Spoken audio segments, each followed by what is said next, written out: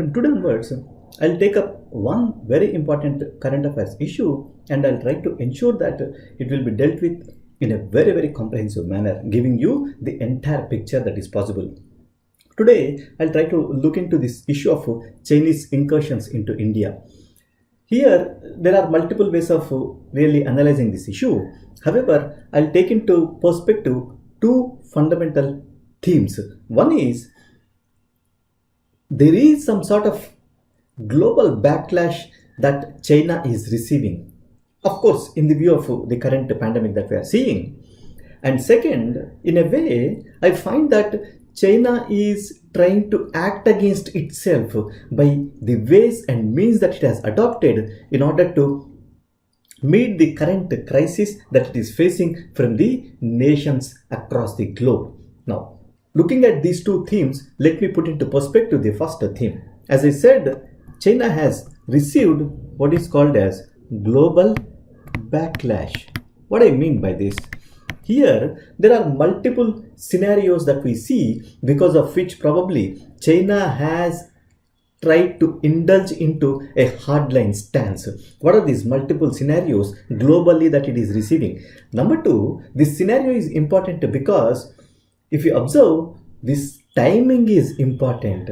You are seeing such incursions not only into India, which has earlier seen in the form of flare-ups only. Now, it has enlarged these flare-ups towards what is called as a complete incursion, and it is trying to stage itself at the positions that it is under the occupation now beyond the line of actual control. Secondly, if you see this is, as I said, not limited to just India itself. You are seeing this in everywhere where it is finding the disputes with its neighborhood. So this entire issue is not just limited to India. It has certain perspective that has to be built with, as I said. So let us look at this entire global backlash that the China is receiving on multiple fronts. Of course, the first scenario appears to be the immediate one that, as you know, which is the global pandemic in the form of COVID-19. The global backlash against China, hence, has been over this issue of its culpability for the international spread of the deadly virus from Wuhan. And this has gained momentum in the recent weeks, if you observe. In fact, even today, you have seen the news which said that Trump wants to punish China without any delay. Probably this would be incurred within a week from today, as he said. You can imagine how the China is receiving backlash in the form of such culpability of its role in the spread of the entire contagion. Secondly, apart from this issue of contagion, there is one more very important issue that you might have followed in the recent past.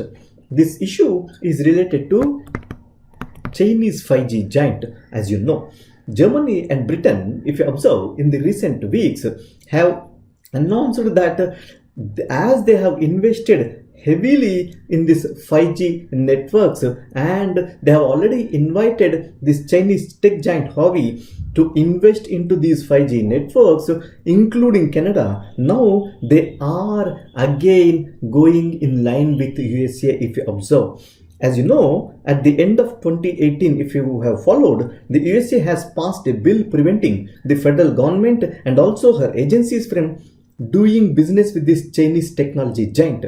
And if you observe, in 2019, the company, along with several dozen of its subsidiaries and affiliates, was added to what? USA's entity list. And it is continuing along with what is called as trade war that was waged by USA against China in all sorts of protective measures that is possible in order to protect American interests. So restricting USA companies' ability to do business with this one of the world's largest telecommunication equipment firm called Huawei by including it in the entities list, America has tried to limit Chinese intrusion into these 5G networks and the huge businesses that it can offer. So American tech companies have also severed their ties and links with this particular multinational, including Microsoft, Google, and Intel. So the concern the Trump had was over the ability of this Chinese corporation with the ties to both Chinese Communist Party and also the People's Liberation Army to use its control over telecommunications infrastructure to interpret data not only from individuals but also from corporations and the government was what in clear perspective by the American government. In fact, even in India, there was a lot of debate whether to invite this Chinese technology giant into the India's telecommunication networks. Again, when we were trying to ensure that 5G is rolled out in India. Apart from this, if you observe, they also felt that invitation of this particular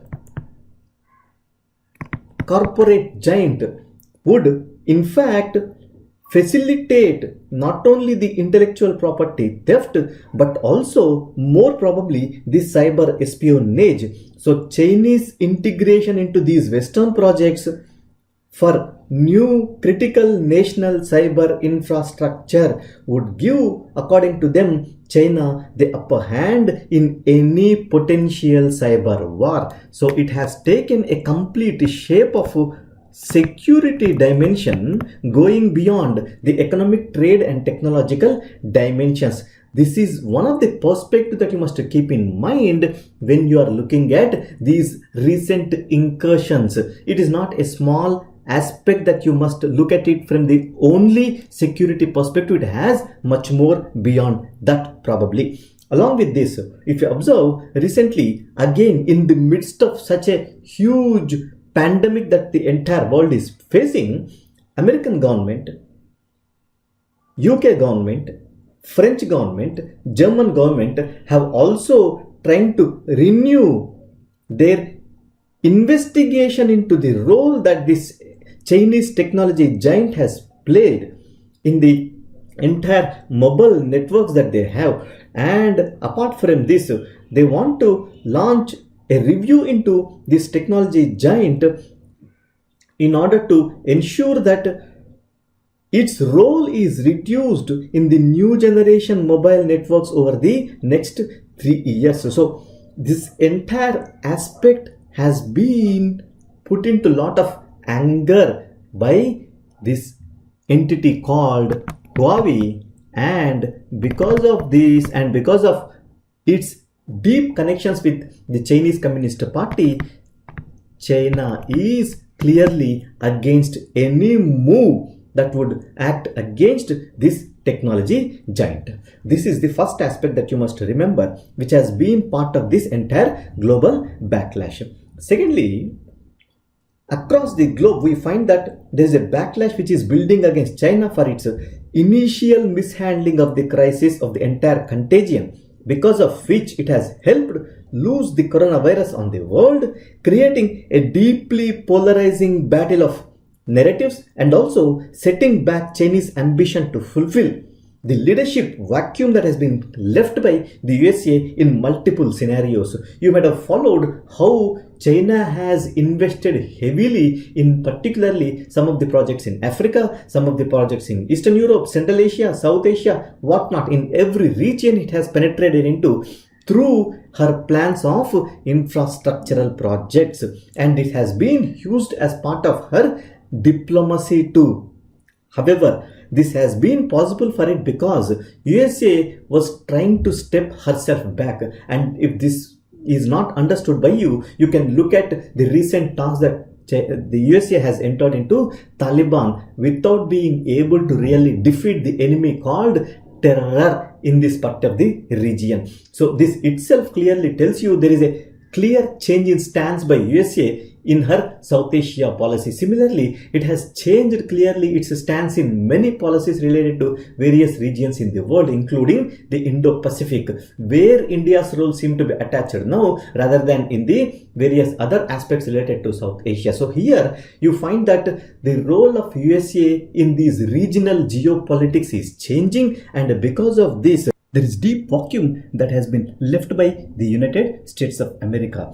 And because of this, China felt that it has certain role to be played in order to emerge as a global leader and also the global power simultaneously by changing whatever the present scenario of the uni-centered world that the world was witnessing. Again, if you observe, Mr. Trump has clearly announced that his administration is already conducting serious investigations, quote and unquote, into the Beijing's handling of the coronavirus outbreak. Here, he has pressed that the American intelligence agencies will be finding the source of the virus, suggesting that it might have emerged accidentally from the Wuhan's weapons lab. Although most intelligence agencies still remain very skeptical over this particular development. However, this issue of Trump really looking into this aspect itself is a matter of concern and hence immediate reaction for the Chinese aspect. Along with this, if you observe, what we have seen is he has expressed his interest in trying to sue Beijing for the entire damages that the USA has received, and while saying so, he also said that there would be $10 million that would be asked for as a damage for every American death. So here, China has tried to add lot of fuel to entire fire that has already been seen, and it has exemplified by its recent legal crackdown on Hong Kong by really showing its intent to take a hardline stance. So from implicitly seeking for a political quid pro quo for supplying whatever the other countries which were facing with this crisis with whatever the protective medical gear that they were in requirement of, to rejecting calls for an independent international inquiry into the virus origin until a majority of countries have backed such a probe. The bullying tactics of China in general and President Xi Jinping's government in particular have clearly damaged and also isolated the Chinese regime in this entire issue. And if you look at, there are two separate poles and axes that are getting created because of these reactions from the Chinese government. Now you look at this. If you observe, as part of its reaction to such the global backlash, as I said, China has taken multiple stands. Here, China probably trying to overturn whatever the Hong Kong's principal framework within which it functions. One country, two systems framework that it was proposed when Hong Kong was merged into the Chinese sovereignty. Now, it seems that China has proposed new national security laws for the entire territory. This has been racked by the widespread pro-democracy protests that we were seeing since few years. And apart from this, even during the present pandemic times, you observe that the pro-democracy protests are again gaining momentum. Here, the backlash hence was again seems to be taking shape in the form of sanctions from all the Western democracies.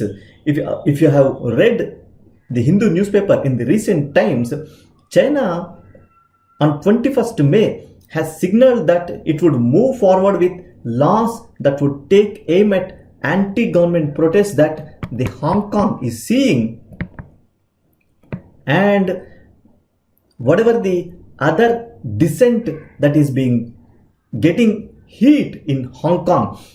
Secondly,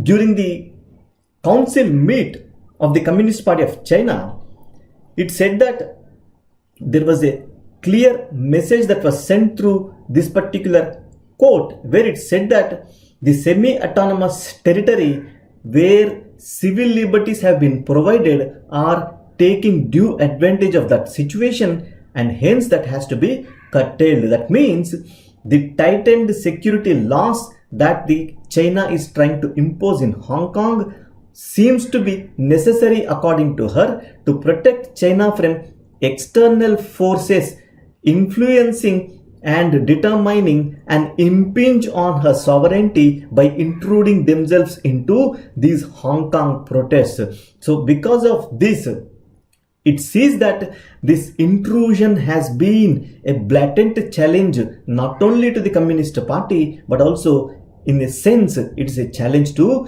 the Chinese Premier Xi Jinping. And because of this entire scenario, there seems to be a global backlash and also a Chinese reaction even during this age of the global pandemic.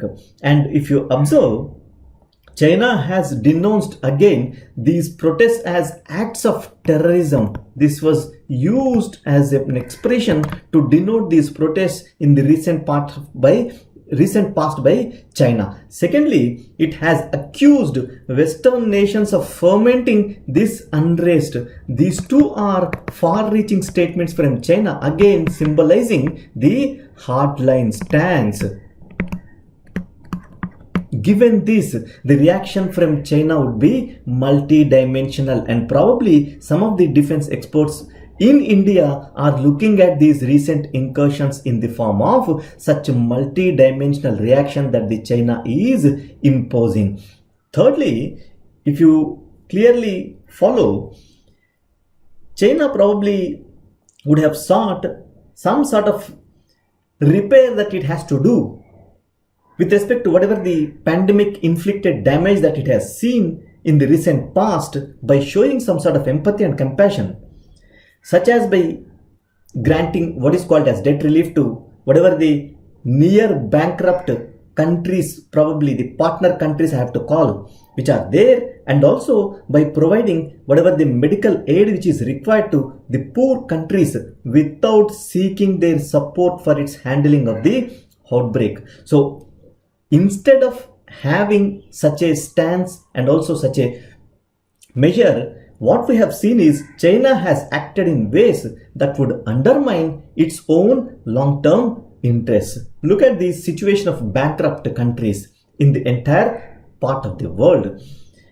If you have seen in the recent past, again from the Hindu newspaper, you observe that as this coronavirus around the world has been spreading, there was a statement from the Pakistan's foreign minister, which has called his Chinese counterpart in Beijing, seeking an urgent request from the Pakistani end. Here, the Pakistan's foreign minister was saying that the country's economy, under the situation of such a pandemic that the world is facing, was nosediving, and the government needed to restructure whatever the billions of dollars of Chinese loans which have to be paid back by Pakistan. Here you must also keep in view the China-Pakistan economic corridor, which has also been halted because of this particular reason. So similar requests were there not only from Pakistan, but they were flooding to Beijing from various other countries. You might have followed in Hindu certain requests that have been made by certain countries such as Kyrgyzstan, Sri Lanka, and number of African countries asking to restructure or at least delay payments or to forgive to an extent some of the loans that have been given, at least to the extent of postponing them to the end of this particular year. So with each request, the China's drive to become the developing world's biggest banker seems to be backfiring. Why? Over the last 2 decades, when it has unleashed this global lending spree, it was showering countries with billions of dollars, and in an effort to do so, what it has tried to do is it has tried to expand her influence, and it has tried to become an economic and political superpower in the world.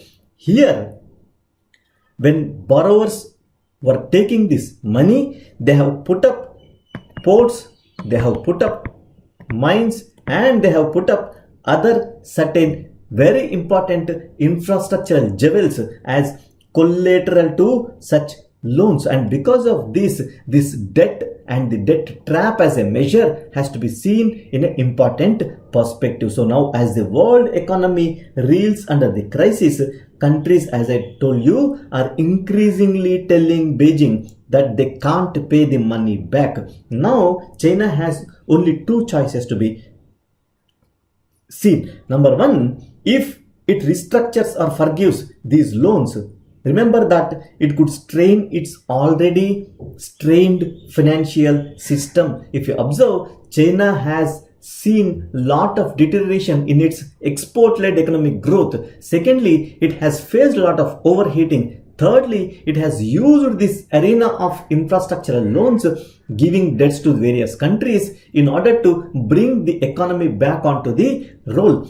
And hence, this situation of already strained financial system that is facing with, and whatever the valued Chinese tax payments that it has paid in the form of loans to all these countries, probably China felt that this would infuriate the Chinese people who are already undergoing the crisis amidst the pandemic that it has faced.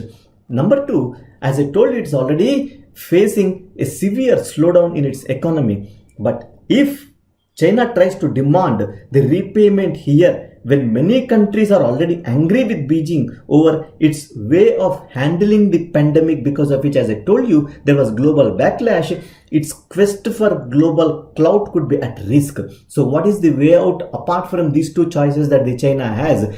China now has the only option of hitting back her only stance which is available, that is, take a hardline stand in various international issues that it used to take such a stand. This is where probably we have to look at the current incursions. Thirdly, if you observe, whatever the loans that the China has given to all such developing world, it is probably pegged at, even by the very conservative estimates, it has been put at $520 billion at least. That means with the vast majority that has been given out in the last few years, including that, it makes China the biggest lender than World Bank or even the IMF. So at the forefront of such a spree, if you observe, is what is called as BRI, the Belt and Road Initiative, because of which we have put lot of reservations against this project.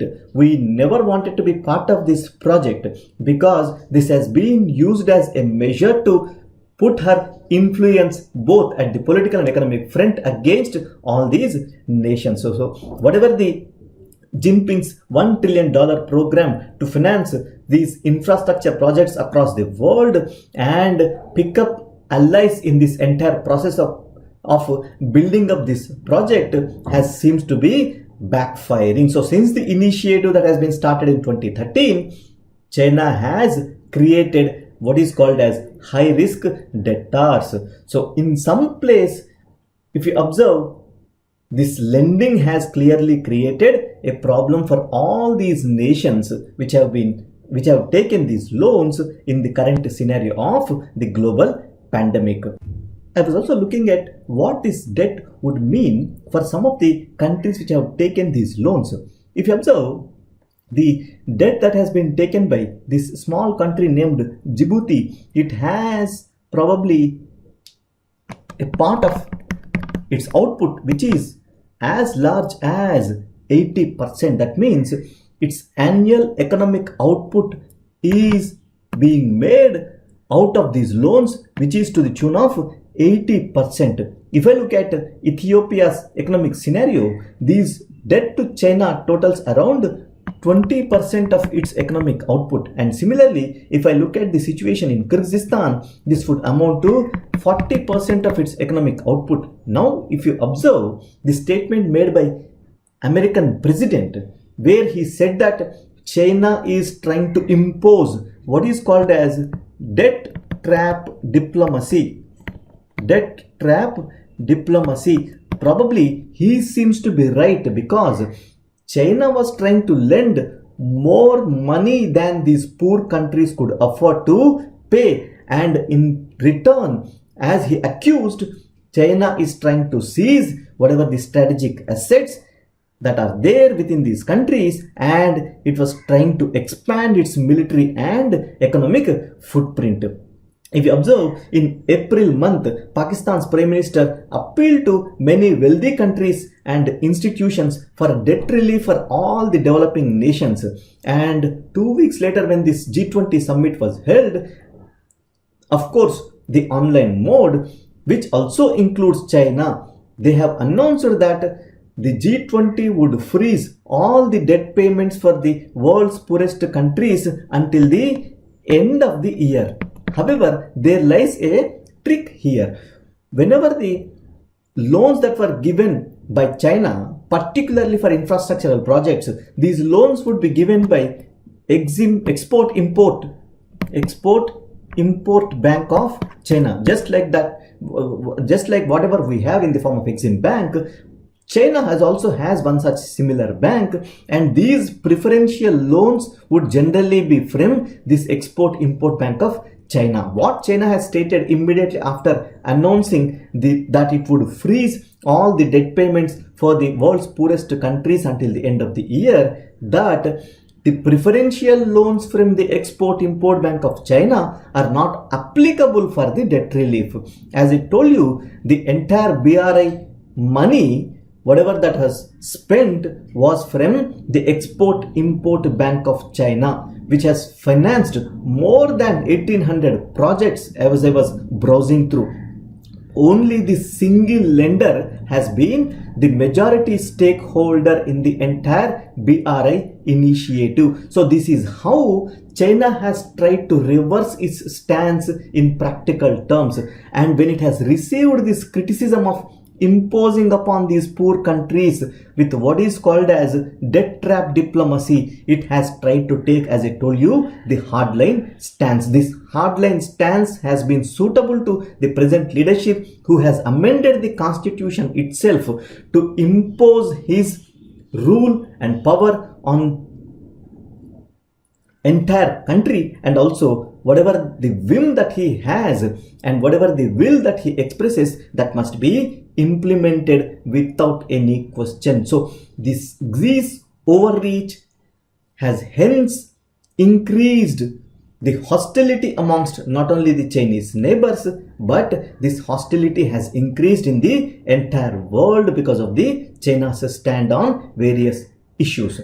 Apart from this, if you look at whatever the aggressive diplomatic stand that the China has taken, or whatever the military-backed expansionist moves that the China is trying to impose, or even the Xi's steps such as being an indispensable leader who has emerged amidst the current pandemic, because China has all the know-how to meet the current pandemic.